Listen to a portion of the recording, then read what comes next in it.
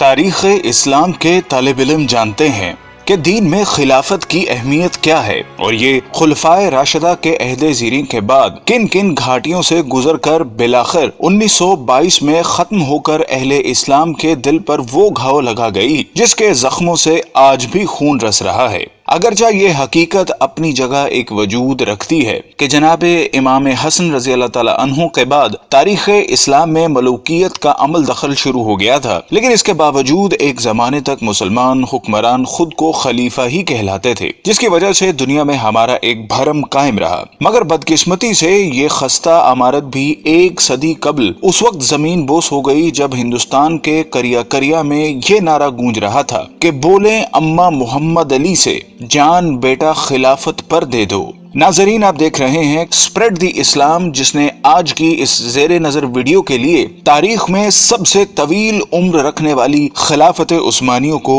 اپنا موضوع سخن بنایا ہے، جس میں اس عہد کے سرسری جائزے کے ساتھ ساتھ اس معاہدے کا بھی خاص طور پر تذکرہ کیا جائے گا جو کہ اس کے خاتمے کے وقت اتحادی قوتوں اور اس کے شکست خوردہ حکمران کے درمیان طے ہوا تھا، جس کی عمر 100 سال مقرر کی گئی تھی، اور ہم جانتے ہیں کہ یہ مدت آئندہ سالوں میں ختم ہو جانے والی ہے، جس کے بعد نہ صرف عالم اسلام بلکہ پوری دنیا میں ایک بہت بڑی تبدیلی کے مواقع موجود ہیں۔ لیکن اصل موضوع کی جانب بڑھنے سے قبل ہمارے اس قافلہ تحقیق و جستجو میں نئے شامل ہونے والے ساتھیوں سے درخواست ہے کہ وہ پہلے چینل کو سبسکرائب کر کے ساتھ موجود گھنٹی کی علامت کو بھی دبا دیں تاکہ اسی نوع کی ہماری دیگر ویڈیوز بھی ایک خودکار نظام کے ذریعے آپ تک پہنچتی رہیں۔ معزز ناظرین، بنو امیہ کی حکومت کے خاتمے کے بعد 132 ہجری میں خلافت بنو عباس کا قیام عمل میں آیا، جو کہ قریب 5 صدیوں تک قائم رہی، اور اس زمانے میں بغداد نہ صرف علم و حکمت کا گھر تصور ہوتا تھا بلکہ اس کا شمار دنیا کی طاقتور ترین حکومتوں میں بھی ہوتا تھا، جس کو ہارون الرشید اور مامون الرشید جیسے خلفاء نے قوت و حشمت کی بلندیوں تک پہنچا دیا تھا۔ لیکن فطرت کے اس اصول یعنی ہر کمال زوال کے تناظر میں جب 8ویں خلیفہ معتصم باللہ کے بعد عباسیوں نے محض ہوس اقتدار کو اپنا مطمع نظر بنا لیا تو ہلاکو خاں کے ہاتھوں اس کا بھی خاتمہ ہو گیا، اور یہ تاریخ اسلام کا وہ خونی باب ہے جس کو رقم کرنے کے لیے شیر کا کلیجہ درکار ہے۔ لیکن چونکہ آج کا ہمارا موضوع خلافت عثمانیہ ہے جس نے اسی راگ سے جنم لیا، سو ہم اسی تک محدود رہتے ہوئے ابھی اس سے صرف نظر کریں گے۔ ناظرین محترم، عین ان لمحات میں جب بلا لحاظ عمر و جنس مسلمانوں کا خون بغداد کی گلیوں کو سیراب کر رہا تھا اور تاتاریوں نے صرف مسلمانوں پر زندگی حرام کر دی تھی کہ ایک دیندار گھرانے میں ایک بچے نے آنکھ کھولی اور اس کے والدین نے نومولود کا نام عثمان رکھا، جس سے ان نامہربان موسموں میں ہر ممکن حد تک اچھی تربیت کی گئی، اور جب وہ جوانی کی حدود میں پہنچا تو اس نے اپنا روحانی تعلق ایک درویش خدا مست سے قائم کر لیا، اور پھر ایک دن اس نے خواب دیکھا کہ اس کے مرشد کے سینے سے ایک چاند نکل کر اس پر سایہ فگن ہو گیا ہے۔ ساتھ ہی اس نے دیکھا کہ اس کے قدموں سے ایک درخت نے جنم لیا جو دیکھتے ہی دیکھتے نہ صرف جوان ہو گیا بلکہ اس کی شاخوں نے دنیا کے ایک بہت بڑے حصے کو بھی اپنی لپیٹ میں لے لیا ہے، اور اسی کی کوکھ سے اس نے 4 دریاؤں اور 4 پہاڑوں کو بھی نکلتے دیکھا۔ خواب سے بیداری کے بعد جب عثمان نے یہ خواب اپنے پیر و مرشد کے سامنے بیان کیا تو انہوں نے کہا، مبارک ہو، اللہ نے تمہیں اور تمہاری اولاد کو اپنے دین کے لیے چن لیا ہے۔ ناظرین گرامی، یہ 1299 کا سال تھا جب فطرت نے عثمان کو دولت عثمانیہ قائم کرنے کی قوت بخشی۔ یہ نوزائندہ اسلامی مملکت اس بازنطینی حکومت کے پڑوس میں قائم ہوئی جس کو آج ہم اہل روم کی حکومت سے موسوم کرتے ہیں۔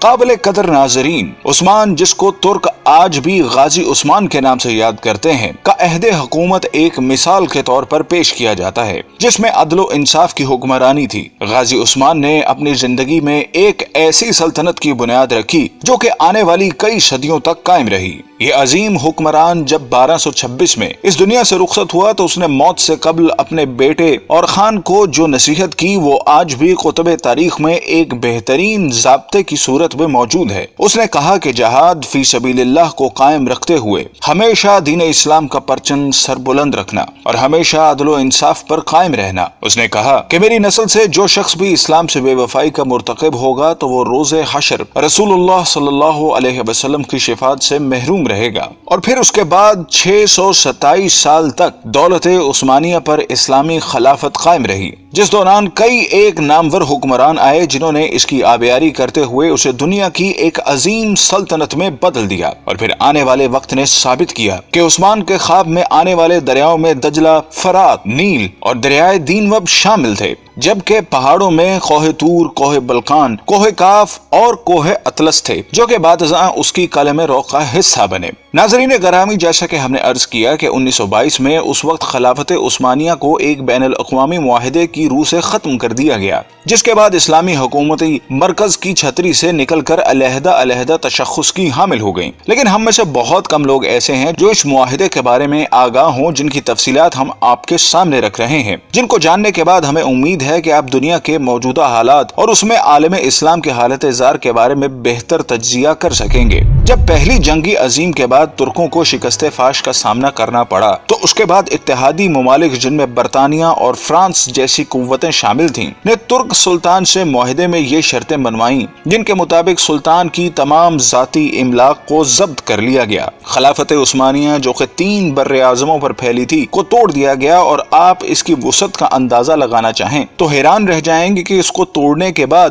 دنیا میں 40 آزاد ممالک وجود میں آئے، جن میں آج کی دنیا کے بیشتر اسلامی ملک شامل ہیں۔ گویا مسلمانوں کی قوت مختلف 40 دائروں میں تقسیم ہو کر رہ گئی، جس کے بعد یہودی اور نصرانی دنیا کے لیے سپر پاور بننے کا راستہ ہموار کیا گیا۔ ترکی جو کہ اس سے قبل عالم اسلام کا مرکز تصور ہوتا تھا کو سیکولر اسٹیٹ کا درجہ دے دیا گیا، سلطان کے 3 بر اعظموں پر پھیلے ہوئے اثاثوں کو ضبط کر لیا گیا، اور ترکی میں آئندہ 100 سال تک اسلامی نظام کے نفاذ اور خلافت پر پابندی عائد کر دی گئی۔ اس کے علاوہ اس کو معاشی طور پر تباہ و برباد کرنے کے لیے یہ شرط بھی رکھی گئی کہ وہ اگلے 100 سال تک اپنی معدنیات جن میں تیل کی نمایاں دولت تھی کو استعمال نہیں کرے گا، اور تیل کے مزید کنویں بھی نہیں کھودے جائیں گے۔ جبکہ مزید ظلم یہ کیا گیا کہ اس کی بندرگاہ باسفورس پر ترکی کی ملکیت کو ختم کرتے ہوئے اسے عالمی تصرف میں دے دیا گیا، اور یہ شرط رکھی گئی کہ ترک اس سے کسی بھی قسم کا ٹیکس وصول نہ کر سکیں گے۔ یہ تمام شرائط نافذ کرنے کے بعد ساتھ ہی یہ بھی طے کر دیا گیا کہ ترک سلطنت اگلے 100 سال تک اس معاہدے کا احترام کرنے کی پابند ہوگی۔ ناظرین گرامی، وقت اپنی مخصوص رفتار کے ساتھ چلتا رہا اور ترک مسلمانوں اور بالعموم تمام عالم اسلام نے یہ صدی کس کرب سے گزاری۔ اگر اس داستان خون رنگ کو لکھنے کی جسارت کی جائے تو ظاہر ہے ایک پوری کتاب کی ضرورت پڑے گی، لیکن یہ عہد پرآشوب اپنی تمام تر حشر سامانیوں کے ساتھ اب اپنی آخری سانسیں لے رہا ہے، اور اب مزید کچھ سال بعد ترکی اس معاہدے سے آزاد ہونے والا ہے جس نے 100 سال تک اس کی آزادی کو اس سے چھینے رکھا۔ لیکن جو وقت قریب آ رہا ہے تو اسلام مخالف قوتوں کی راتوں کی نیند میں خلل آنے لگا ہے کہ اس معاہدے کے بعد دنیا میں ایک بار پھر نئے دور کا آغاز ہونے والا ہے، جس کی طاقتور شہادتیں ترکی کی موجودہ قیادت جو کہ مرد حر طیب اردغان کا قول و عمل دے رہا ہے۔ ہر چند کے گزشتہ ایک صدی میں ترکی کو اسلام سے دور رکھنے کی ہر ممکنہ کوشش کی گئی، لیکن اس کے باوجود حالات گواہی دے رہے ہیں کہ وہ چنگاری جس کو اغیار نے اپنی مکاری سے دبانے کی سرتوڑ کوششیں کی، وہ ایک بار پھر شعلہ بننے کے لیے بےتاب ہیں۔ بلکہ اگر طیب اردغان کے طرز عمل پر ذرا سا بھی غور کریں تو یہ بات کھل کر سامنے آتی ہے کہ برما کا معاملہ ہو یا کشمیر کا مسئلہ، سب سے پہلے مسلمانوں کے حق میں جو آواز بلند ہوتی ہے وہ طیب اردغان کا نعرہ مستانہ ہوتا ہے۔ بلکہ حال ہی میں جب امریکی صدر ٹرمپ نے پاکستان کے خلاف زبان کھولی تو اس کی مذمت بھی سب سے پہلے ترکی کی سرزمین ہی سے کی گئی، اور جب یہ معاہدہ اپنی موت مر جائے گا تو پھر حالات کیا رخ اختیار کریں گے اس کا اندازہ لگانا کوئی زیادہ مشکل کام نہیں۔ بلکہ طیب اردغان کا یہ بیان کہ 2023 کے بعد ترکی پہلے جیسا بیمار ملک نہیں رہے گا بلکہ وہ عالمی سیاست میں ایک صحت مند کردار ادا کرے گا، اس بات کا غماز ہے کہ آنے والے وقتوں کے لیے خود کو تیار کر چکا ہے، اور شاید اقبال کا اس شعر کی تفسیر آمدہ برسوں میں آنے والی ہے: اگر عثمانیوں پہ کوہ غم ٹوٹا تو کیا غم ہے کہ خون 100,000 انجم سے ہوتی ہے سحر پیدا۔ ناظرین کرام، اگر ہم تاریخ کے آئینے میں دیکھنے کی جسارت کریں تو یہ بات کھل کر سامنے آتی ہے کہ طاغوت کی ہمیشہ یہی کوشش رہی کہ اسلام کبھی بھی دنیا کے کسی بھی خطے میں اپنی اصل شکل کے ساتھ نافذ نہ ہو سکے، اور اگر ماضی میں بھی کبھی ایسی کوشش کی بھی گئی تو اس کی مخالفت میں تمام ابلیسی قوتیں متحد ہو گئیں، جس کی تازہ ترین مثال ملا عمر کے افغانستان میں اسلام کے نفاذ کی کوشش تھی، جو طاغوت کے لیے ایک ڈراؤنا خواب تھا، جس کے مقابلے میں ہم نے دیکھا کہ دنیا کی تمام قوتیں اس پسماندہ ترین ملک کے خلاف صف آرا ہو گئیں، اور نہ ہی وہ طاقتیں جن کے بارے میں اللہ رب العزت کا ارشاد ہے کہ یہ کبھی تمہاری دوست نہیں ہو سکتی، بلکہ یہ آپس میں ہی ایک دوسرے کی دوست ہیں، یہ گوارا کرتی ہے کہ ملت اسلامیہ کبھی ایک مرکز تلے جمع ہو سکے، اور یہی وجہ ہے کہ انہوں نے اسلام کی خلافت کو ختم کر کے اپنے تئیں ایک بہت بڑا معرکہ سر کر لیا تھا، اور اس خوش فہمی میں مبتلا تھیں کہ شاید ایک صدی کی گرد تلے دبے یہ ترک مسلمان دوبارہ اپنی فطرت کی طرف مراجعت اختیار نہیں کر سکیں گے، لیکن وقت کے تیور بتا رہے ہیں کہ اب ان کا یہ خواب پورا نہیں ہو سکے گا، اور ایک دفعہ پھر دنیا میں خلافت کی بنیاد رکھی جائے گی، کیونکہ حضور صلی اللہ علیہ وسلم کی حدیث کے مطابق قیامت سے قبل خلافت قائم ہو کر رہے گی۔ قال رسول اللہ صلی اللہ علیہ وسلم تکون النبوۃ فیکم ما شاء اللہ ان تکون، نبوت رہے گی تمہارے مابین مسلمانوں جب تک کہ اللہ چاہے گا کہ وہ رہے، یعنی میں رہوں گا۔ ثم یرفع اللہ اذا شاء یرفعها، پھر اللہ اسے اٹھا لے گا جب اللہ چاہے گا کہ اسے اٹھا لے، یعنی پھر میرا انتقال ہو جائے گا، نبوت ختم ہو جائے گی، اب تمہارے مابین نبوت کی برکات و سعادتیں نہیں رہیں گی۔ ثم تکون خلافت علی منہاج النبوہ، پھر اس کے بعد ایک دور ہوگا خلافت کا جو بالکل نبوت کے طریق پر ہوگی، نبوت کے نقش قدم پر ہوگی، جو نظام میں نے قائم کیا جوں کا توں، بغیر کسی بال کے فرق کے وہ قائم رہے۔ فتکون ما شاء اللہ ان تکون، پھر وہ بھی رہے گا جب تک کہ اللہ چاہے گا کہ رہے۔ ثم یرفع اللہ اذا شاء یرفعها، پھر اللہ اسے بھی اٹھا لے گا جب چاہے گا کہ اٹھا لے۔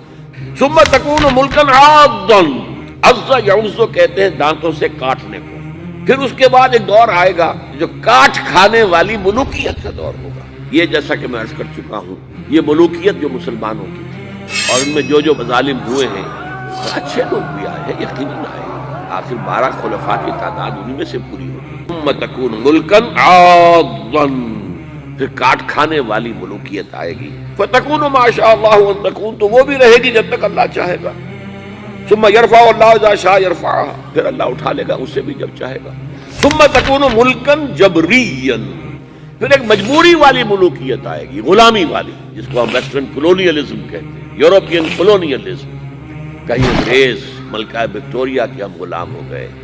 کہیں جو ہے ہسپانوی آ گئے، کہیں پر اطالوی آ گئے، کہیں پر فرانسیسی آ گئے، کہیں پر ولندیزی آ گئے، کہیں پر پرتگیزی آ گئے،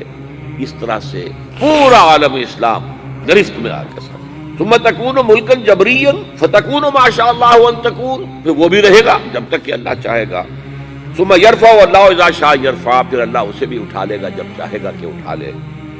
ثم تکون خلافت علی منہاج النبوہ، پھر آئے گا ایک دور خلافت علی منہاج النبوہ کا۔ ثم سکت النبی صلی اللہ علیہ وسلم، اس کے بعد خاموش ہو گئے حضور۔ تاریخ انسانی کا یہ آخری دور ہوگا۔ مسند احمد میں موجود حدیث کے مطابق حضور صلی اللہ علیہ وسلم نے 5 ادوار کا ذکر فرمایا ہے۔ آپ صلی اللہ علیہ وسلم نے فرمایا کہ تمہارے اندر نبوت کا دور رہے گا جب تک اللہ چاہے، پھر اللہ اسے اٹھا لے گا جب اٹھانا چاہے گا، یعنی جب تک حضور صلی اللہ علیہ وسلم رہے وہ دور رہا۔ اس کے بعد حضور صلی اللہ علیہ وسلم نے دوسرے دور کا ذکر فرمایا، پھر خلافت منہاج النبوہ قائم ہوگی، پس یہ دوسرا دور بھی جاری رہے گا جب تک اللہ چاہے گا، پھر جب اللہ چاہے گا اسے بھی اٹھا لے گا۔ اس کے بعد حضور نے تیسرے دور کا ذکر فرمایا کہ اس کے بعد کاٹ کھانے والی حکومت کا دور آئے گا۔ حکومت کا یہ دور بنو امیہ اور بنو عباس کی ملوکیت کا دور تھا۔ آپ نے ارشاد فرمایا یہ دور بھی رہے گا جب تک اللہ چاہے گا، پھر اسے بھی ختم فرما دے گا۔ پھر حضور صلی اللہ علیہ وسلم نے چوتھے دور کا ذکر فرمایا، پھر جابرانہ بادشاہت کا ایک دور آئے گا۔ جابرانہ بادشاہت سے مراد غیروں کی غلامی کا زمانہ ہے۔ پھر حضور نے 5ویں دور کا ذکر فرمایا کہ پھر خلافت منہاج النبوت قائم ہوگی۔ यानी फिर पहले ही की तरह खिलाफत का दौर आएगा जो नबूवत के नक्शे पर ही कायम होगा। हमारा ईमान है कि वो दौर लाजमन आएगा जिसकी खबर हुजूर ने दे दी है कि आप सल्लल्लाहु अलैहि वसल्लम सच्चे हैं और आपकी खबर कभी गलत नहीं हो सकती। नाज़रीन गिराम, खिलाफत उस्मानिया की सरजमीन पर तैयब अर्दगान जैसी शख्सियत की मौजूदगी इस बात की दलालत कर रही है कि शायद आने वाला वक्त एक दफा फिर इस उम्मत को एक झंडे तले जमा करने के लिए अपनी चाल चल चुका है। हमारी दुआ है कि खुदा वो वक्त जल्दी लाए कि उम्मत के इन जरखेज और मुकद्दर दिमागों के अंदर वो एहसास ज़िया जन्म ले सके जो कि इत्तेहाद उम्मत के रास्तों का नकीब बन सके। आमीन।